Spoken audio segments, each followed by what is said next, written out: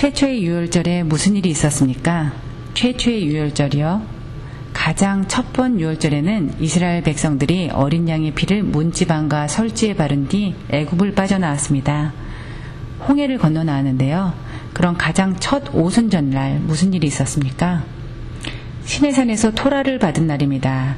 그런데 모세가 토라를 받아 내려왔을 때 이스라엘 백성들이 금송아지를 숭배하고 있었습니다. 그새를 못 참아서요. 그리고 난 뒤 모세가 다시 시내산에 올라갔습니다. 그리고 40일을 있다가 모세가 40일 후에 다시 내려왔습니다. 바로 이날이 속죄일인 것입니다. 모세가 시내산에서 내려와서 이들의 죄를 하나님께로부터 속죄함을 받았다고 알려주었습니다. 바로 이스라엘 백성이 속죄함을 받은 날입니다. 모세가 내려와서 하나님께서 속죄해 주셨으니 이스라엘 백성이 죽지 않고 살 것이라고 희소식을 알린 것입니다. 그 외에 또 어떤 일이 있었을까요? 하나님께서 어떻게 회막을 지을 것인가에 대한 말씀을 주셨습니다. 속죄일 5일 뒤가 초막절로 최초의 초막절에 초막인 회막을 짓기 시작한 것입니다. 출애굽기 35장 22절에서 22절을 보시면 이스라엘 자손의 온 회중이 모세 앞에서 물러갔더니 마음이 감동된 모든 자와 자원하는 모든 자가 와서 회막을 짓기 위하여 그 속에서 쓸 모든 것을 위하여 거룩한 옷을 위하여 예물을 가져다가 여호와께 드렸으니 곧 마음에 원하는 남녀가 와서 팔찌와 귀고리와 가락지와 목걸이와 여러 가지 금품을 가져다가 사람마다 여호와께 금 예물을 드렸으며 이들이 자원하는 마음으로 가져왔군요. 이들이 즐거운 마음으로 가져왔습니다. 왜냐하면 금송아지 사건으로 인한 죽음을 면하게 되었으니까요. 아주 기쁜 마음이었겠죠. 최초의 초막절에 하나님께서 이들과 함께 살기를 원하셨습니다. 스가랴 14장 3에서 4절입니다. 그때 여호와께서 나가사 그 이방 나라들을 치시되 이왕이 전쟁날에 싸움과 같이 하시리라. 그날에 그의 발이 예루살렘 앞 곧 동쪽 감람산에 서실 것이요. 화면에 감람산이 나와 있습니다. 무덤이 많이 있네요. 감람산은 그 한가운데가 동서로 갈라져 매우 큰 골짜기가 되어서 산 절반은 북으로 절반은 남으로 옮기고 아직 이 말씀처럼 이루어지지 않았습니다. 그럼 언제 일이 있을 것 같습니까? 그럼 우리 성경에서 무엇라 말하는지 보도록 하겠습니다. 예루살렘을 치러 왔던 이방 나라들 중에 남은 자가 해마다 올라와서 그 왕 만군의 여호와께 경배하며 초막절을 지킬 것이라. 땅에 있는 족속들 중에 그 왕 만군의 여호와께서 경배하러 예루살렘에 올라오지 아니하는 자들에게는 비를 내리지 아니하실 것인즉 만일 애굽 족속이 올라오지 아니할 때는 비 내림이 있지 아니하리니 천년왕국 때 초막절을 지키러 예루살렘에 올라오지 않는 자들에게 비를 내리지 않는다고 말씀하십니다. 그럼 계속해서 여호와께서 초막절을 지키러 올라오지 아니하는 이방 나라들의 사람을 치시는 재앙을 그들에게 내리실 것이라. 초막절을 지킬 것이라. 애굽 사람이나 이방 나라 사람이나 초막절을 지키러 올라오지 아니하는 자가 받을 벌이 그러하니라. 그렇다면 천년왕국에서도 초막절을 지키게 될 것이라면 여기서부터 예행 연습을 하는 것이 좋은 것 같지 않으십니까?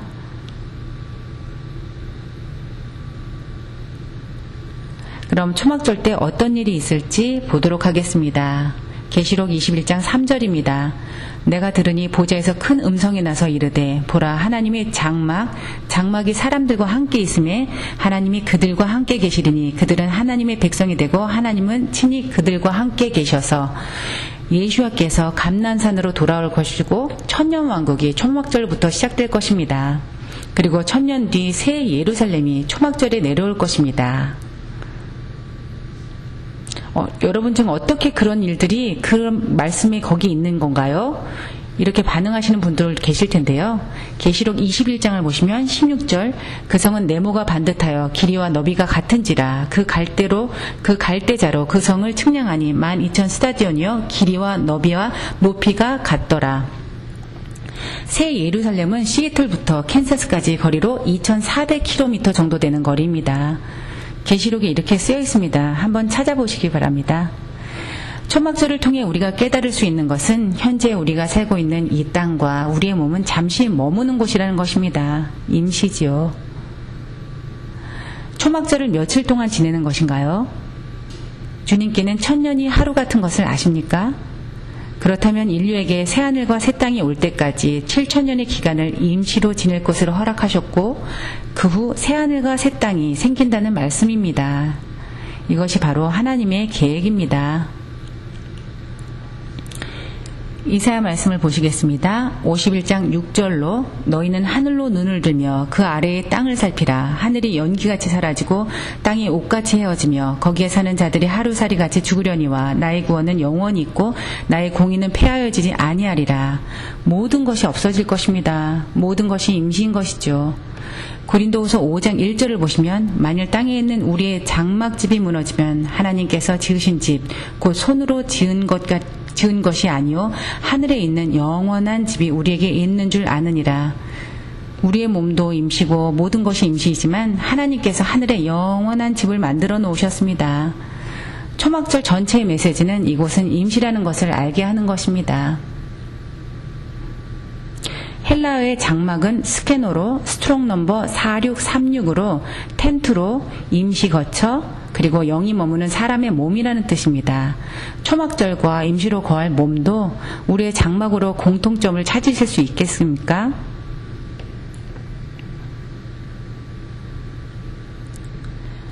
요한복음 2장 19절에서 예수께서 대답하여 이르시되 너희가 이 성전을 헐라 내가 사흘 동안에 일으키리라. 이 말씀에서 예수와께서 말씀하신 것은 그분의 몸입니다. 베드로후서 1장 13에서 14절 내가 이 장막에 있을 동안에 너희를 일깨워 생각나게 함이 옳은 줄로 여기노니 이는 우리 주 예수 그리스도께서 내게 지시하신 것 같이 나도 나의 장막을 벗어날 것이 임박한 줄을 알미라. 이 장막이 임시라는 것을 알고 말씀하고 계십니다. 제가 아주 흥미로운 말씀을 드리려고 하는데요. 아마 이 말씀이 이런 뜻이라는 것을 아마 모르셨을 것입니다. 베드로후서 1장 16절로 우리 주 예수 그리스도의 능력과 강림하심을 너희에게 알게 한 것이 교묘히 만든 이야기를 따른 것이 아니요 우리는 그의 크신 위엄을 친히 본 자라. 언제 그 능력과 강림하심을 본 것일까요? 변형되신 것을 본 것인데요. 어디에서 이런 일이 있었습니까? 다발손에서 있었습니다. 다발산이요. 그럼 마가복음 9장을 보시도록 하겠습니다. 또 그들에게 이르시되 내가 진실로 너에게 이르노니 여기 서 있는 사람 중에는 죽기 전에 하나님의 나라가 권능으로 임하는 것을 볼 자들도 있느니라 하시니라. 2절에 엿새 후에 예수께서 베드로와 야고보와 요한을 데리시고 따로 높은 산에 올라가셨더니 그들 앞에서 변형되사. 스가랴서 말씀을 통해 제가 초막절쯤에 주님이 돌아오신다고 말씀드렸죠.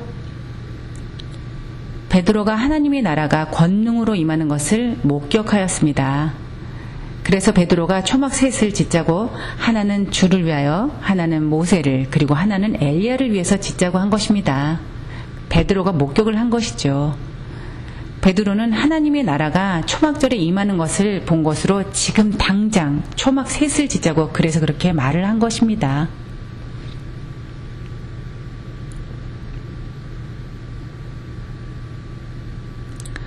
레위기 23장을 보시면 39절부터 너희가 토지 소산 거두기를 마치거든 일곱째 달 15셋 날부터 이래 동안 여호와의 절기를 지키되 첫날에도 안식하고 여덟째 날에도 안식할 것이요.